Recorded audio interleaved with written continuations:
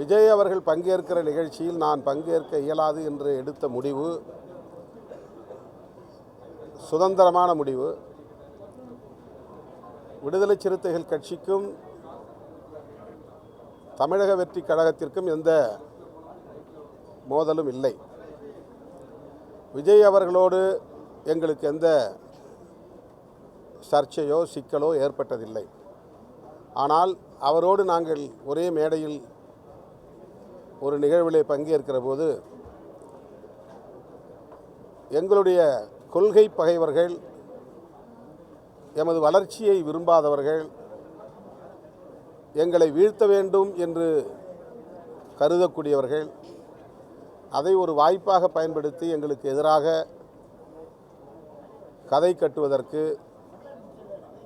திரிபுவாதம் செய்வதற்கு ஏராளமான வாய்ப்புகள் இருக்கிறது என்பதை நாங்கள் முன்னுணர்ந்து எங்கள் நலனை கருத்தில் கொண்டு நாங்கள் எடுத்த முடிவு, அவ்வளவுதான். அதை விகடன் பதிப்பகத்தாருக்கு மிகவும் தொடக்க நிலையிலேயே நாங்கள் சுட்டி காட்டிவிட்டோம். எங்களுக்கு எந்த வருத்தமும் இல்லை. அவரோடு நிற்பதை நாங்கள் வேறு எந்த கோணத்திலும் தவறாக அணுகவில்லை. எனவே நீங்கள் அவரை வைத்தே புத்தகத்தை வெளியிடலாம் என்பதை முன்கூட்டியே நாங்கள் அறிவித்து விட்டோம்.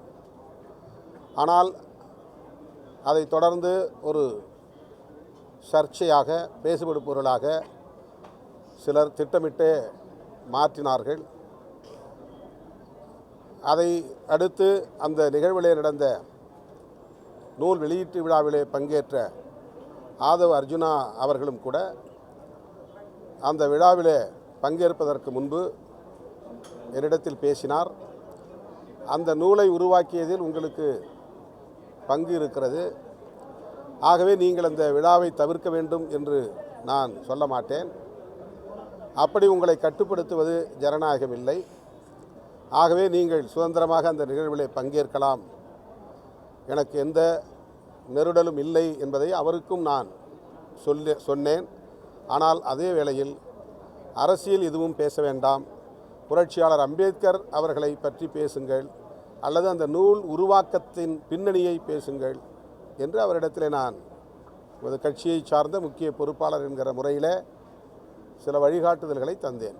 அதையும் மீறி அவர் பேசிய பேச்சு பல்வேறு சர்ச்சைகளுக்கு இடம் கொடுத்தது. விடுதலை சிறுத்தைகளின் மீதான நம்பகத்தன்மையை நொறுக்கும் அளவுக்கு அது அமைந்துவிட்டது.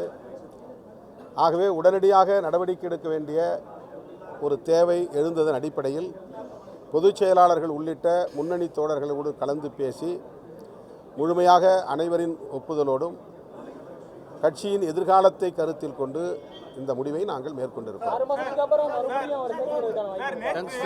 பாஜக மாநில தலைவர் அண்ணாமலை செய்தியாளர் சந்திப்பில் பேசும்போது விடுதலை சிறுத்தைகள் கட்சி திருமாவளவனுடைய கட்டுப்பாட்டில் இருக்கிறதா இல்லைனா ஆதவ் அர்ஜுனாவுடைய கட்டுப்பாட்டில் இருக்கிறதா ஒரு கேள்வி முன்வைக்கிறார். அது மாதிரி ஏதாவது ஒரு சூழல் இருக்கா? பாரதிய ஜனதா கட்சி அதானி கட்டுப்பாட்டில் இருக்கிறதா, மோடி கட்டுப்பாட்டில் இருக்கிறதா என்பதை அவர் முதலில் சொல்லட்டும். அதன் பிறகு நான் இதற்கு பதில் சொல்லுகிறேன்.